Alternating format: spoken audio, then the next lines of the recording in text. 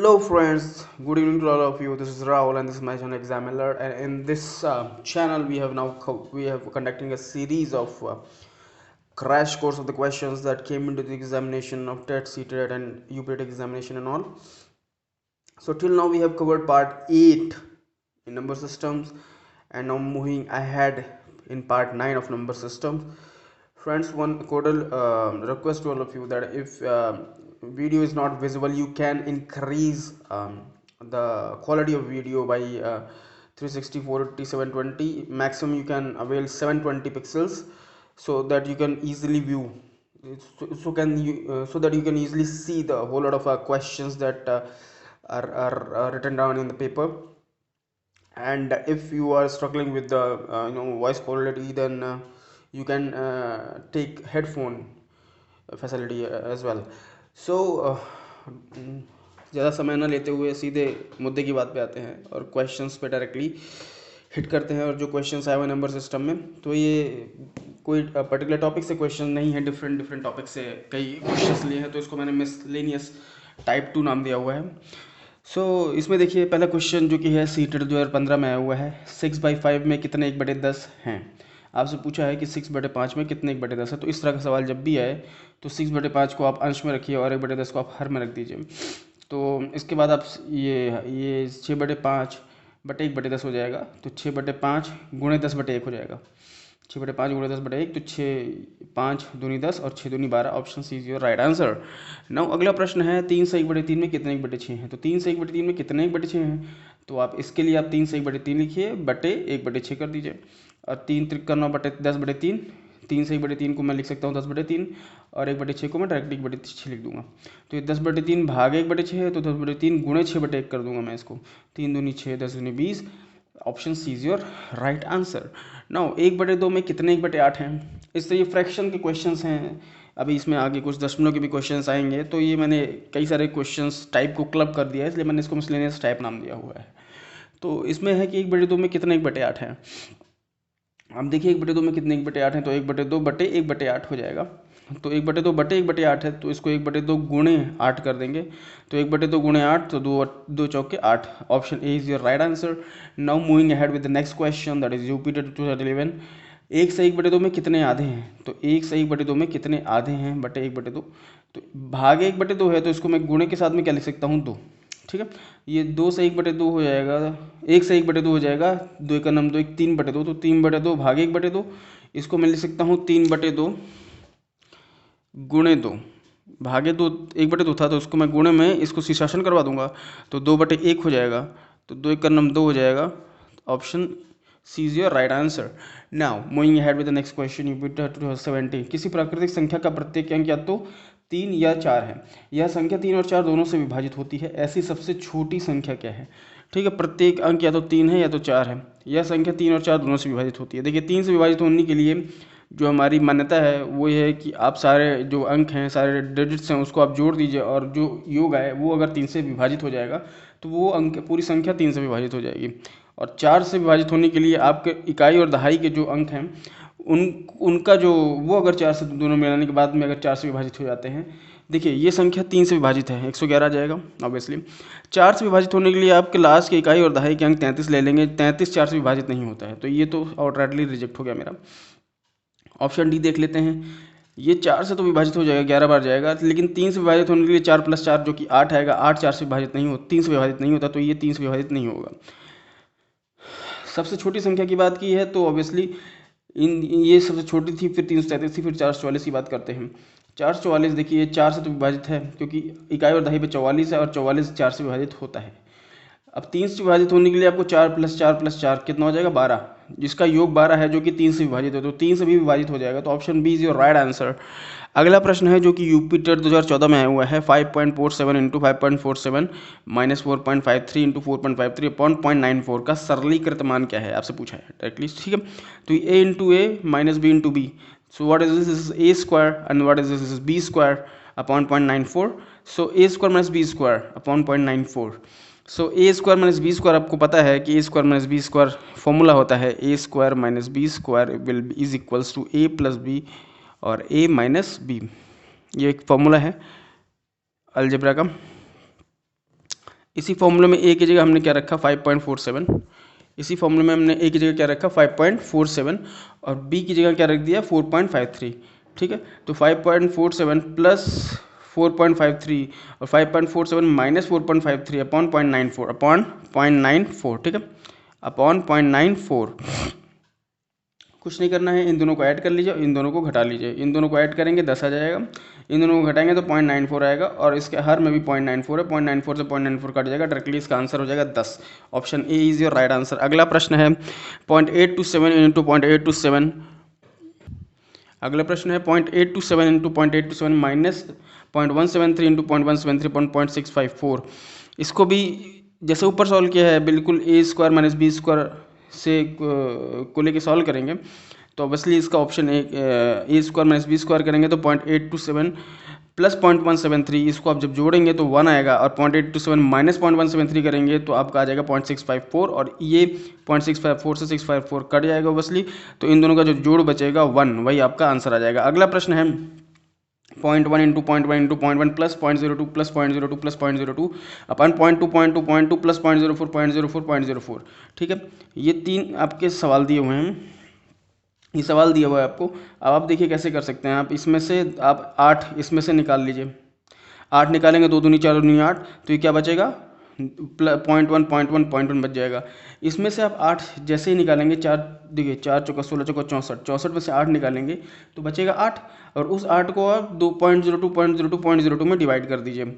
यहाँ पे 0.02 बचेगा, यहाँ 0.02, यहाँ 0.02 ठीक है। 8 कॉमन लेने पे आपका यहाँ पे क्या बचेगा 0.1 प्लस 0.02 तो ये सेम जो चीज़ आपका अंश में है न्यूमरेटर में है वही चीज़ आपका डिनोमिनेटर यानी हर में है। इसका मतलब ये कैंसिल हो जाएगा, आपका बचेगा 1/8। 1/8 को आप डायरेक्टली लिख सकते हैं 0.125। थोड़ा सा अच्छा सवाल है ये और यूके उत्तराखंड टेट 2016 में आया हुआ सवाल है, तो आप इसको बहुत ही ध्यान से करिए। अगला प्रश्न है यूपी टेट 2016 में आया हुआ, यदि 547.527 अपॉन 0.0082 का मान x है तो 547.527 अपॉन 82 का मान क्या होगा, आपसे पूछा है। बहुत ही सिंपल सवाल है, इसका आंसर होगा देखिए ये मान x दिया हुआ है, दशमलव को बस आगे पीछे करना है। आप यहाँ पे 10 अगर क्या करें, आप यहाँ पे इसको x है ना, इसको 10 से मल्टीप्लाई कर दें। 10 से मल्टीप्लाई करने के बाद में दशमलव दोनों 3 अंकों के बाद में हो जाएंगे, दशमलव कट जाएगा, तो ये x/10 आ जाएगा। Option A will be your right answer. देखिए अगला प्रश्न है 2.5 माइनस 1/3.25 माइनस 2.5 अपॉन 0.75 प्लस 0.5। तो सबसे पहले आप इन दोनों को ऐड करेंगे, इन दोनों को ऐड करते ही 1.25 आ जाएगा और 2.5 पर 1.25 आप इसको डिवाइड करिए, ये 2 आ जाएगा। तो 3.25 माइनस 2 ठीक है, 3.25 माइनस 2 आप करेंगे तो क्या आ जाएगा 1.25 ठीक है, अपॉन यहाँ पे क्या आ जाएगा 1.25। 1/1.25 इसका मतलब कि 100/125। अब इसको 25 से डिवाइड करेंगे, 25 100 25 5 125 ठीक है, तो 4/5 आ जाएगा। 4/5 की वैल्यू हो जाती है 0.8 और 2.5 minus 0.8 will be 1.7। Option B is your right answer. ये क्वेश्चन भी आपके टेट एग्जामिनेशंस में आए हुए हैं। अगला कुछ प्रश्नों का समूह है जो कि संख्या पर आधारित प्रश्न है। तो जैसे देखिए ये पंजाब टेट 2011 में आया हुआ है कि कोई दो अंकों की संख्या तथा उनके स्थान परिवर्तन से बनने वाली नई संख्या का योग 110 है। यदि उन अंकों का अंतर 4 है तो वह संख्या है, ठीक है, यदि उन अंकों का अंतर 4 है तो वह संख्या है। तो मैं मान लेता हूँ कि मानो दो अंकों की संख्या में दहाई का अंक क्या हो जाएगा x और इकाई का अंक क्या हो जाएगा y। तो अब संख्या क्या बनेगी, देखिए दहाई का अंक अगर आपने x ले लिया तो 10 के साथ में x में गुणा करिए प्लस इकाई का अंक y है, तो संख्या आपकी बन गई 10x प्लस y। इसको मैंने समीकरण ए का नाम दे दिया।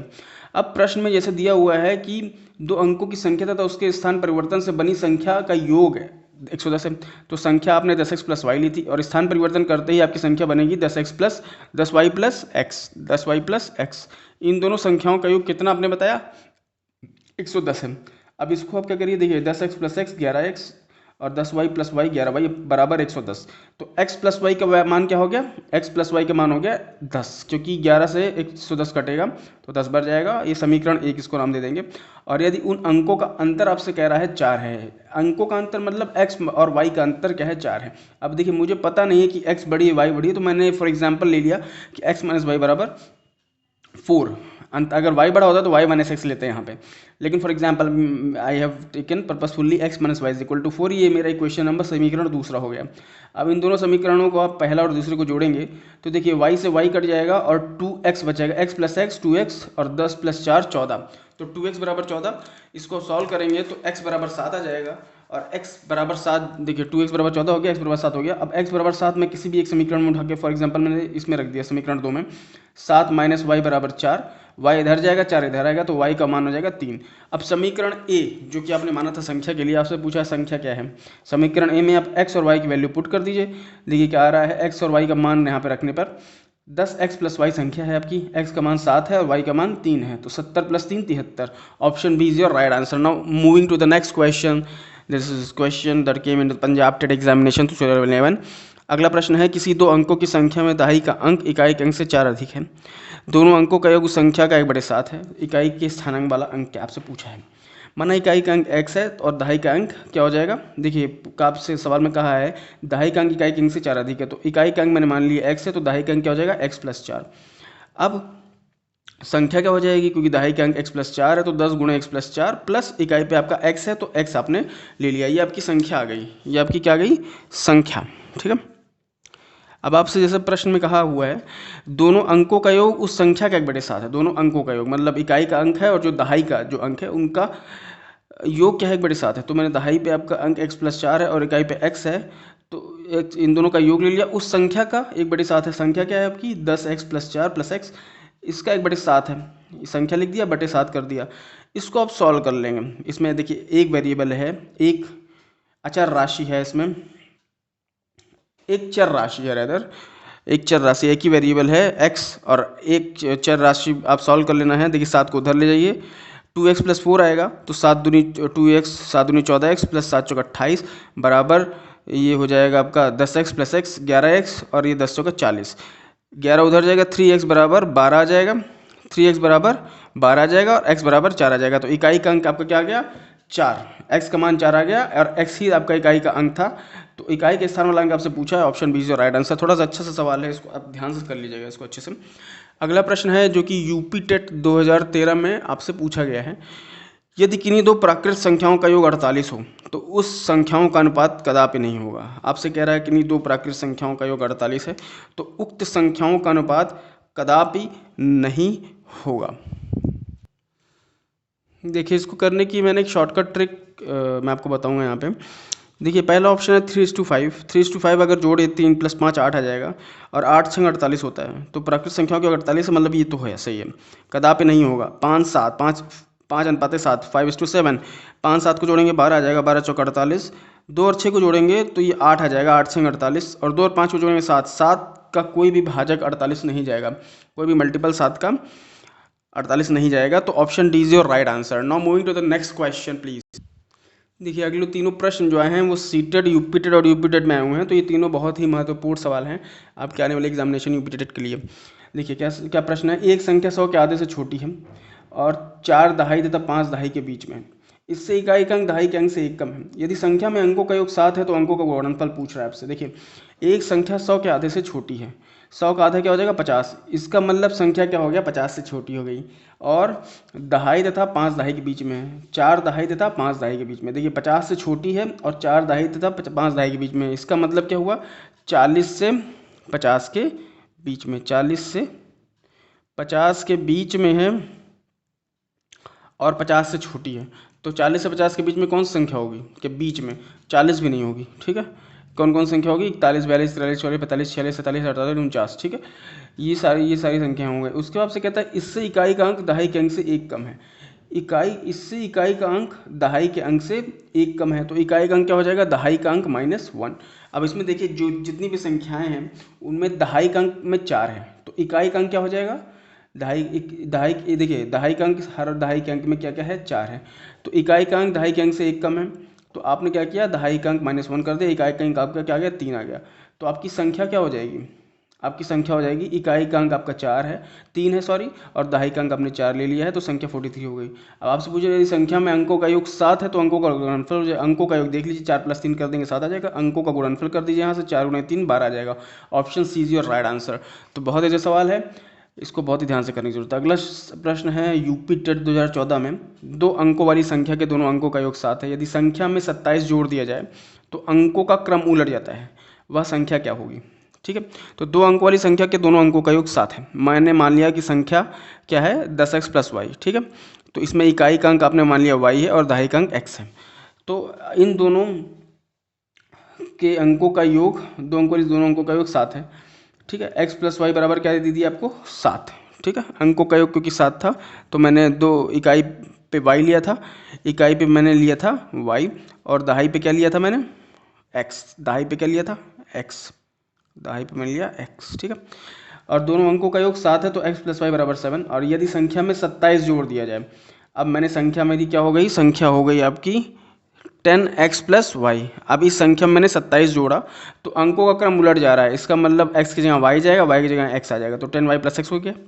अब इसको आप सॉल्व करिए, y को आप इधर ले जाइए, y को आप इधर चाहे ले जाइए और x को भी इधर ले आइए और 27 को उधर ले जाइए, तो y माइनस 10y बराबर माइनस 9y और 10x माइनस एक्स बराबर 9x minus 9y is equals to minus 27।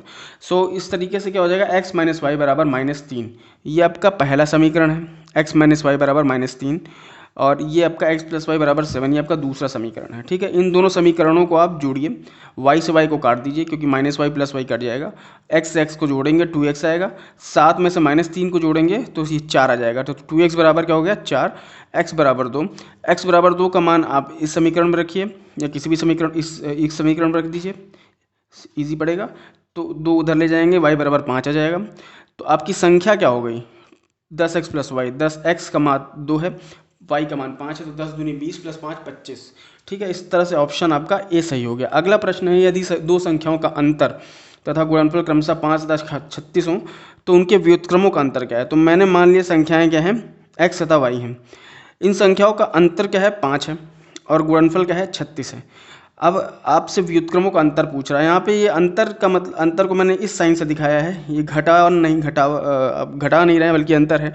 देखिए घटाने में क्या होता है कि x माइनस वाई ही होगा, लेकिन अंतर में x माइनस वाई भी हो सकता है और y माइनस एक्स भी हो सकता है। तो अंतर हमेशा पॉजिटिव होता है, वो कभी नेगेटिव नहीं होता, डिफरेंस होता है दैट इज। ठीक है, अब व्युत्क्रमों का अंतर पूछ रहा है तो 1/x, ये अंतर का साइन अपॉन 1/y बराबर क्या हो जाएगा, इसको आप ले लीजिए y difference x upon x into Y, और x difference y is equal to y difference x that is equal to 5, और x इंटू वाई आपको 36 दिया हुआ है तो 5/36 आ जाएगा। तो उनके व्युत्क्रमों का अंतर आपको दिख रहा है 5/36, option A is your right answer. तो दोस्तों ये कुछ सवाल थे नंबर सिस्टम के जो कि आपके प्रीवियस ईयर क्वेश्चन पेपर में आए हुए हैं।